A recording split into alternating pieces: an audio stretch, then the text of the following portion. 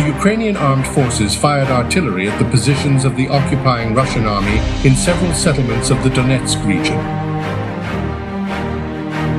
As a result of the strike, the Strela 10 anti-aircraft missile complex, the Uragan rocket launcher system, ammunition depots,